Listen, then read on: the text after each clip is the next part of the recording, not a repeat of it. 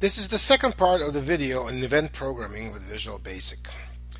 The graphical user interface without code necessary to make it do what it is supposed to do will not do you much good. You need to program the GUI to respond to certain events that will be triggered by users.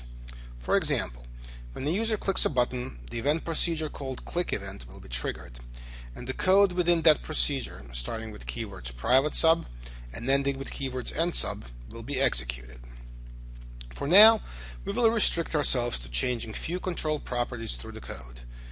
In the next chapter, after we learn about variables, we will define their values, manipulate them, and use them in calculations to obtain desired results. All of the programming is done in the code editor, and we will learn how to take advantage of its IntelliSense auto-completion system.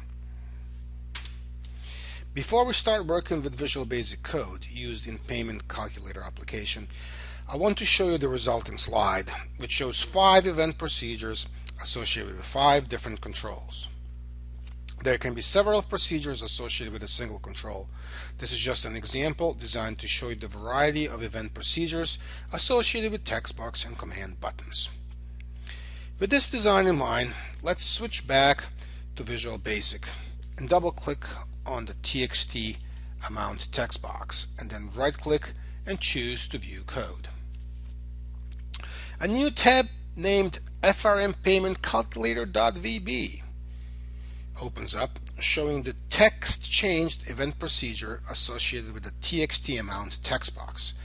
This event is triggered every time the contents of the text box changes and could be used to track character by character all the changes to its content. You will also notice that at the top of the code editor we have the public class FRM Payment Calculator declaration, followed by the end class at the bottom. You don't have to worry about this. All the code related to the FRM Payment Calculator form, which is our entire application for now, will be contained within this class, so you can think of the class as the entire program at this point. You will also notice private sub TXT amount underscore text changed event procedure, the one that handles TXT amount dot text changed event. The parameters inside the event procedure declaration are not relevant at this point. The end sub signifies the end of this particular procedure. The public versus private is also not important right now. The class is designed to be exposed to the public, but its inner workings are mostly to be kept private, as in a black box sense. Instead of coding the text changed event, let's click on the list of all possible event procedures associated with the text box in the top right corner of the code editor and choose to code the leave event instead.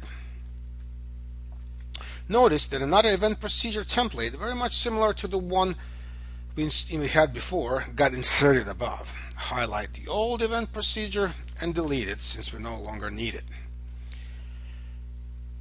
Do not worry much about the white space. It's mostly used to make code easier to read, but is completely ignored at runtime. The leave event is triggered when the text box loses focus by either clicking away from it with a mouse or using the tab key to move the control to the next object. We are simply going to code the TXT amount font text as green after the borrowed amount is typed in and the user leaves the text box. Click in between beginning and the end of the sub, press tab to indent the code if necessary, and start typing TXT. As you're doing that, the IntelliSense automatically inserts a drop-down list with all the entities that start with TXT, which includes the 4 text boxes on the form. Hit the tab key to complete the TXT amount text box name and then type a period. Your friendly code editor will pop up with a list box of all properties and behaviors, also known as methods or procedures, associated with an ordinary text box. The properties are prefixed with the little black wrench icon, and the procedures or methods are little purple cubes. As you can see, even a simple control such as a text box has a ton of procedures and properties associated with it. Select the color property, type equal, which will result in the final drop-down giving you an extensive list of predefined colors. Let's select color green. By double-clicking on it, you're welcome to choose any other color. Your first line of code is now complete. So make sure to save anything and everything before we proceed to test it to see if it works. The simplest way to run a program in Visual Studio is by clicking on the green Start button. If Debugger does not throw any errors, the Payment Calculator GUI form will eventually pop up. In case there are errors, you need to end the program by pressing the little Stop Debugging red square button, resolve the errors, and try again. Assuming no errors, type 12,000 you intend to borrow to purchase a car, and then either tab or click out of the TXT amount text box. The font color changed from default black to green as a result of a single line of code you entered in the leave event procedure. If you use the tab key, keep tabbing to trace the tabbing sequence corresponding to the order in which we place the controls on the form. And we move the focus from the TXT term to TXT rate, then BTN calculate, BTN quit, TXT payment, and then back to TXT amount. Click the close button in the top right corner to close the form and end the program run. Next, we contrast the leave event with the enter event using TXT term text box. Switch to the code editor, click below the leave procedure, but before end class keyword, select TXT term text box from the middle drop-down list at the top of the editor, and then select enter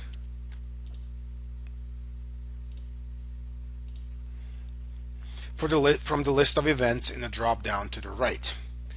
Type the following code: TXT term dot back color equals color dot yellow. Save the changes and run the program. Now, as soon as you leave TXT amount and enter TXT term, the background color for the TXT term text box turns yellow. End the program and switch back to the code. Let's suppose we want to return the focus to TXT amount, our first input, after we enter the interest rate, our third and last input. Perhaps we want to allow the user to change the amount or just start the input cycle yet again. The code for this is slightly different from setting colors, in that we need to find an appropriate method, behavior, or procedure that will accomplish this task. After the TXT term enter event procedure, create for TXT rate a leave procedure,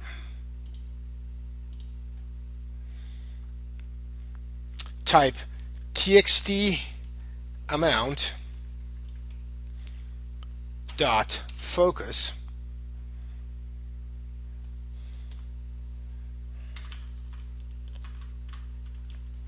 as our method of choice.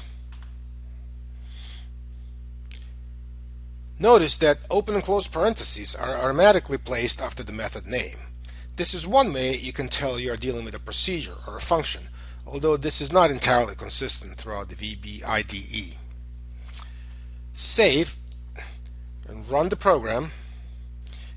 Enter 12,000 for the amount borrowed, 5 years for the term, and 2.56 for the interest rate. After you tab out of the TXT rate text box, you should be back in TXT amount text box. If you wanted the focus to shift to BTN calculate, as would be only natural, we would simply omit the forced refocusing and end up there with our natural tabbing order. Since we don't have the necessary tools, variables, namely, to perform the payment calculation, we will simply display some text in the txt payment text box when the calculate button is clicked instead. Switch back to the design mode, double click on the calculate button, and type the following single line of code: txt payment.text equals double quote payment, end double quote. Save, return back to the design mode, double click on quit button, and type me.close, single line of code to quit or end the program. Save all the changes and hit the start button to run the program. Type some reasonable numbers like 12,000, 5, 2.56, and then click on the calculate button to show that the monthly payment text box displays the payment text. Click on the quit button and notice that it ends the program. Save all the changes and exit from the VB IDE. The third video in the series provided an introduction to Visual Basic and event-driven programming. We created a simple graphical user interface for the payment calculator application, wrote some code, and ran and tested the functionality. Hopefully, we are beginning to get a feel for the VB IDE. We will have plenty of in-class projects and homework assignment problems that will allow us to get more used to designing the interface and entering the code.